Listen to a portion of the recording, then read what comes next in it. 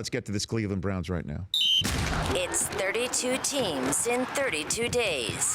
Presented by NFLSundayTicket.tv. And here's the best part about NFL Sunday Ticket. The exclusive home right here is on DirecTV for the last 20 years. Now, DirecTV is expanding the service. If you live in an apartment or you're an enrolled college student, now you can get NFL Sunday Ticket without a satellite. Think about that. Don't need a satellite to get every single game, no matter where you live. To see if you're eligible, go online to NFLSundayTicket.tv and stream every NFL Sunday Ticket game this season to follow your favorite team again, no matter where you live. The Cleveland Browns are a fascinating team to me. Not just because, as we talked about with Andrew Miller in hour number one, what happened with the Cavs, what's going on with the Indians. Yes, Browns fans, you can make some hay this year. I firmly believe it. When you've got some dynamic players all over the field, which they do have, potentially. I know there's a lot of ifs and a lot of potentials here. Josh Gordon, the kid from Miami, Duke Johnson, sitting back there. I don't know if Isaiah Crowell's going to be a factor. We'll talk about that in a moment with our guest, Mary Kay Cabot, who's going to be joining us shortly. But Barnidge, Gordon, Johnson, the kid that they drafted, Corey Coleman, it's a Baylor reunion. It's all about who's at quarterback. It's all about Robert Griffin III. And I know, Brockman, you like to make fun of him saying that, pressure makes diamonds, right? Or diamonds make pressure. You can't. There's something about diamonds. No pressure, no diamonds. There we go. Very good. Yeah. And he talks a good game. And it's time for him to reclaim what is in his mind, top-notch ability and reputation. This is it. There's a chance for him. And you've got a coach who doesn't give you much quarter, who is extremely confident. And Hugh Jackson, this is his shot to prove that the Raiders were wrong for not sticking with him, that every other team that didn't give him an opportunity was wrong. We saw how long Arians had to wait and what he did in Arizona. We saw how long Zimmer had to wait, and he's now got a new contract in Minnesota. Hugh Jackson's been waiting a long time for this shot. A long time. What are the Browns going to do this year?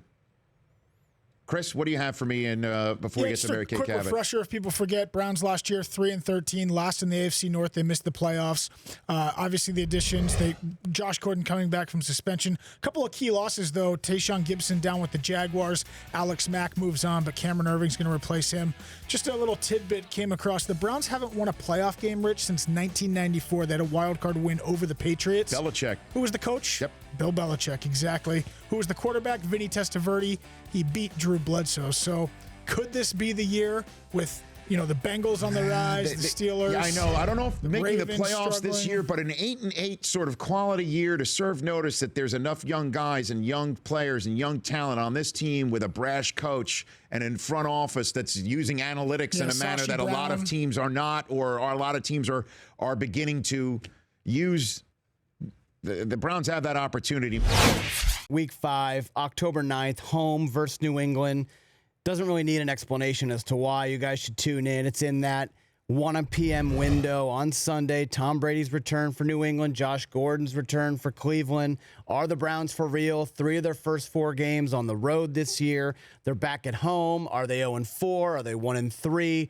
Really, who knows with this team? Is RG3 the answer? But this is a must-watch in Week 5. Of course, that's must-watch. I have a feeling CBS is going to put that puppy on I would in think whatever so, too. many windows. It's the Week 1 game at the Philadelphia Eagles.